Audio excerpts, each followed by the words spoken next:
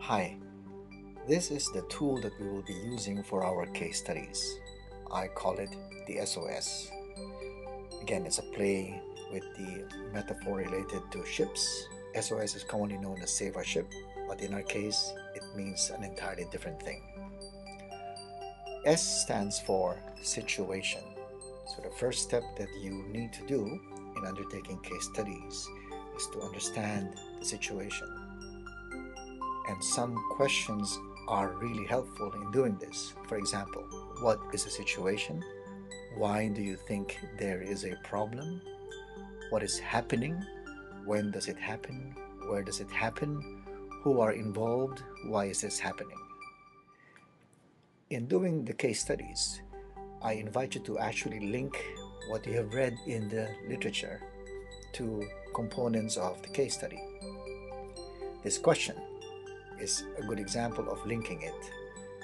How can knowledge of the scholarly literature, particularly about leadership traits, be employed in understanding this case study? So that's S, situation.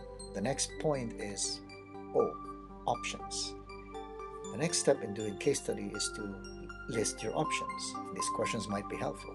What can be done to address the situation? Have you encountered something analogous to this? Have you experienced a similar situation? What specific options can you take? And what are the implications for each option? Again, I invite you to link what you have read in the literature to the specific component of the case study. This question might be helpful.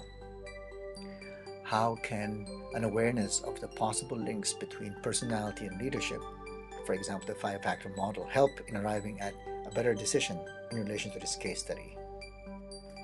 The last component of the case study tool that we will be using for this course is solutions.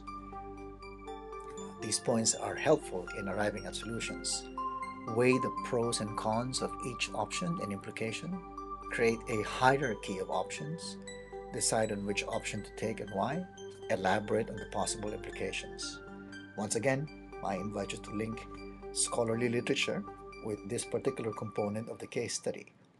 This particular question might be a helpful tool when you do the linkages. How can the seminal work on leaders versus managers by Zalesnik inform our decision in relation to this case study?